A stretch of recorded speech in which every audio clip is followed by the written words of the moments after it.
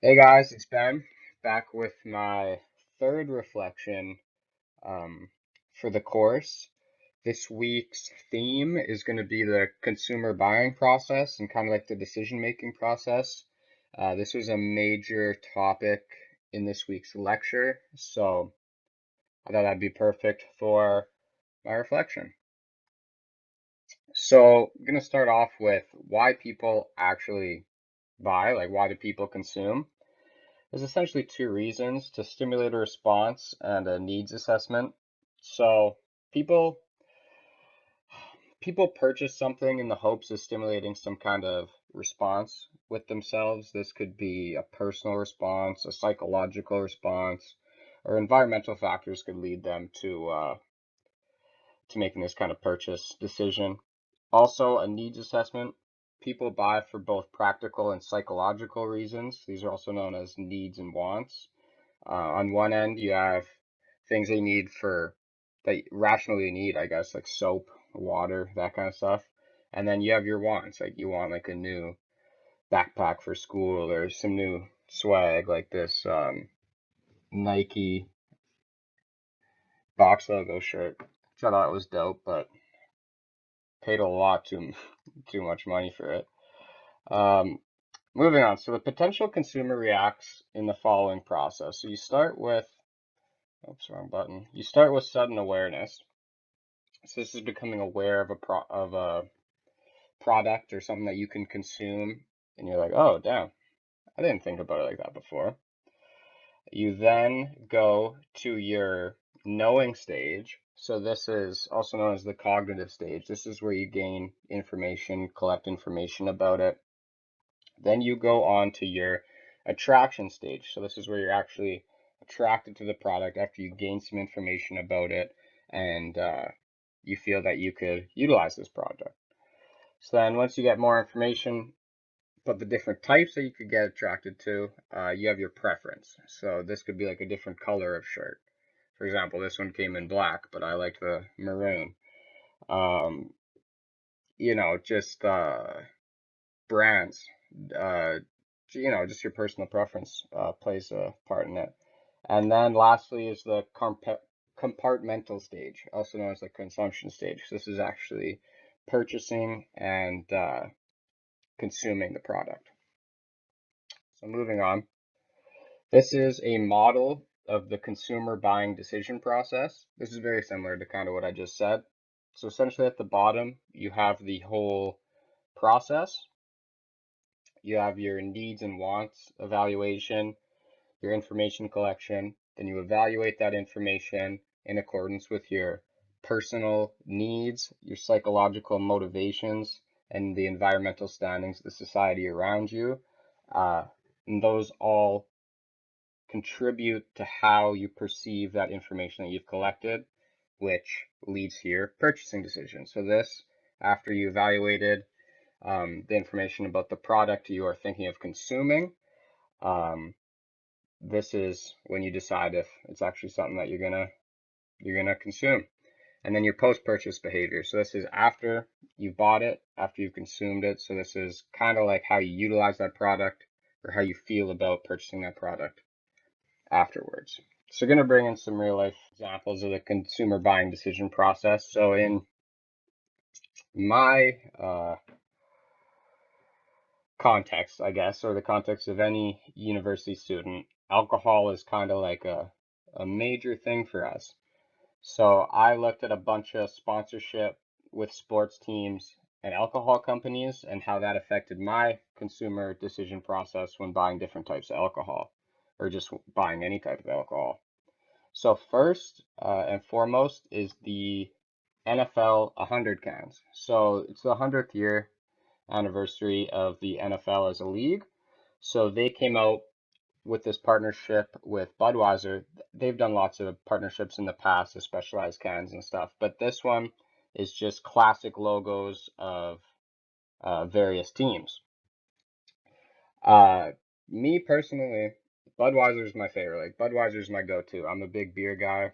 Budweiser just everything that I want in a beer. So I get that normally anyway. So these cans didn't really affect me changing to a different brand or anything, but they definitely affected how much of it I bought, because each NFL 100 pack, it came in a 24 pack, so 24 cans, but there's only 3 or 4 different styles of cans, so 3 or 4 teams in each pack. And me, I'm a huge Chiefs fan. I don't know if you could see, oh, wrong way. In the back there, I got the Chiefs jersey up on the wall, big Pat Mahomes guy. But I really wanted a classic Chiefs logo on a can just to like have in my room or whatever. So I actually bought like 4 or 5 different one of these, and none of them had the Chiefs logo in it. So I was a little ticked off, but that definitely influenced my buying decisions. Not really the type or the different brands or anything, but definitely the amount of it that I bought.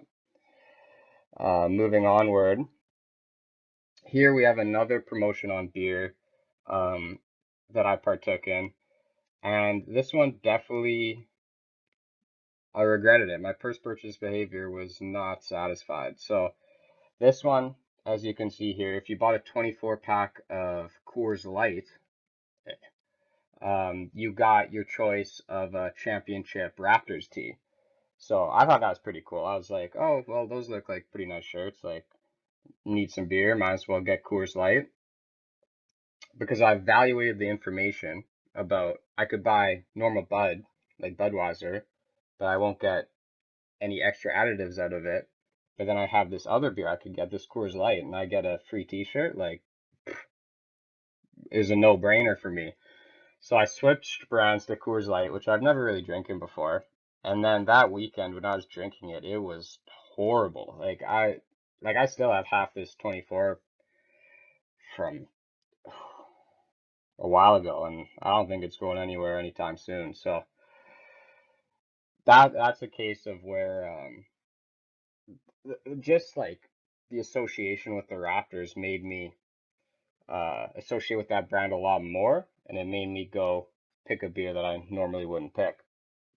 So then, on the flip side of things, in terms of liquor, there's various Raptors championship edition stuff that I've been seeing over the summer and since I've gotten back to school, which I thought were super cool. And I feel like this ties in as well because usually I'm not a really big hard alcohol drinker. More, like I said, Budweiser is just the go-to. But we have this in our kitchen. On top of our cupboards, we have a place where we put all our empty bottles, and it has like a cool aesthetic effect in our living area. Basically, just a college guy thing. But we always want to buy cool bottles to put up there. So just because these were Raptors editions, there's a Raptor edition Smirnoff vodka on the bottom left, and then a championship limited edition of Crown Royal vodka or Crown Royal whiskey in the middle. Sorry. Um, and yeah, so these are very like aesthetically different bottles, and these definitely influence my purchasing decisions. Uh, just because of the environmental standings, like the social standing of the Raptors. Everyone thinks they're cool. That's why I wanted to get that t-shirt from the Coors Light pack. Like just the culture of having a winning team in Canada and how all my friends in the media just all are praising the Raptors. And me too. Like I wanted to put this kind of stuff on my social media too because I thought it was pretty cool. So that all those external influences affected how I evaluated the information of different alcohols and definitely led me to a purchase decision different than just getting normal Budweiser. So here we have a Osmos commercial. So before I play it, just a little context. Um, these are two Toronto Raptors players. That's Norman Powell on the left and Fred VanVleet on the right. So one day I was watching a Raptors game and I was actually starving. So I did my needs and wants assessment and I needed food just to keep going. I collected some information from the fridge. It was completely empty. There's no food. So I evaluated some of my options like, oh geez, what can I have, pizza, takeout, whatever. In the background, this commercial was playing, so I'll play it for you right now. Hopefully you could hear it.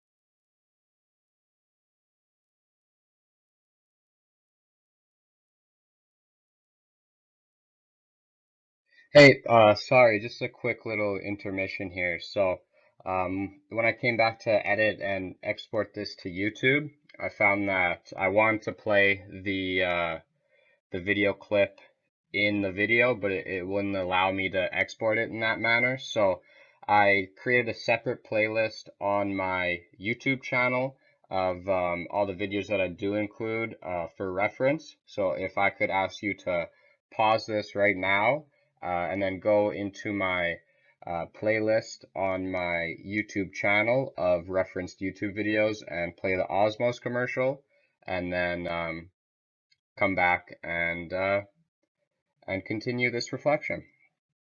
So there you go. I literally saw that commercial, and I immediately associated with the Raptors. I was like, okay, well, like Fred, we got Norman here, like they're vouching for this brand. Like maybe this is something I want to partake in. So I collected a little bit more information, looked at local Osmos places, and I found one was close to me. So I made the drive out there, and I had it maybe 3 times in 5 days after that. Like I got hooked to it. So just right there, just associating with the Raptors just completely affected my purchasing decision because like I would never had Osmos before, and I probably never would have if they didn't have that kind of relationship with the Toronto Raptors, which is interesting.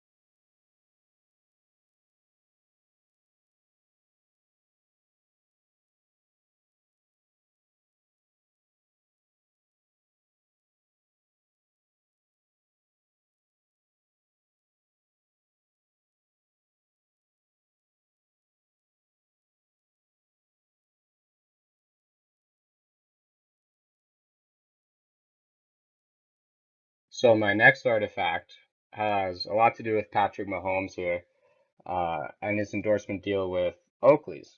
Um, like I've said, I'm a massive Patrick Mahomes fan. My dad knows this. So when me and my dad were driving back from Saskatchewan to school at the end of the summer, like I mentioned in a previous reflection, I'm pretty sure I mentioned it.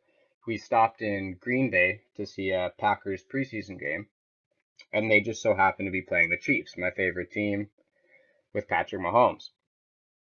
So the day before, we were driving through Minneapolis, and my dad realized that he had forgotten his sunglasses in the hotel. and the hotel was already a couple hours behind us. There's no way we were gonna turn around and get them. So whatever, we thought next time we'll stop, we'll just buy some somewhere. So we ended up stopping at the Mall of America in Minneapolis, and we were walking around and we saw an Oakley store. So he's like, "Oh, sunglasses." Like he needed sunglasses for the rest of the trip. Saw the Oakley store. He's like, "Oh, like Oakleys are a preferred brand of mine. Like might as well go in, look at their pricing, see what they have."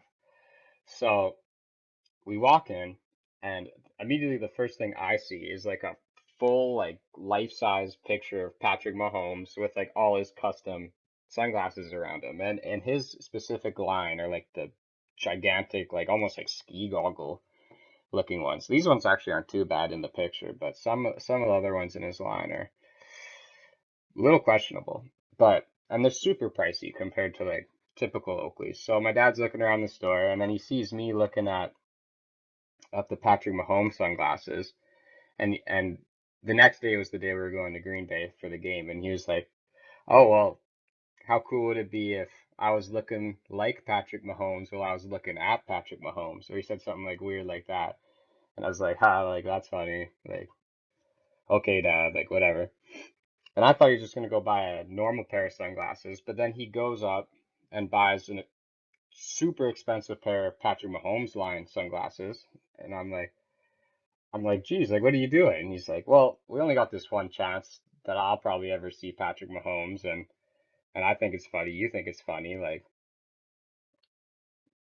whatever. So he took all his personal preferences of Oakley's and mixed them with the environmental circumstances we were in of going to see Patrick Mahomes, along with all the psychological stuff about like the outcomes and the reaction that he'd get out of me. And he evaluated all that information and decided that instead of going for a pair that he'd normally purchase, he'd purchase a slightly higher pair so that he could attain all these extra outcomes. And then post-purchase behavior, like he's still loving the sunglasses, like he wears them all the time. So it was a good purchase, I guess, at the end of the day. But that just goes to show that attaching just an athlete's name to a product can affect the association that athlete's fans have with that new product, or just the popularity of the product in general. Um, and then this right here, I hope you could see that well, but this is a picture that I took on my phone of Patrick Mahomes at Lambeau Field, and that's him turning around and looking at me and my dad and smiling because my dad has the big glasses on. So that was pretty cool. And he got the post-purchase behavior he was looking for. So that's kind of my reflection on the consumer purchasing behavior aspect of the course. I feel like these reflections are going really well. I'm getting more comfortable doing them, so I'll see you next week.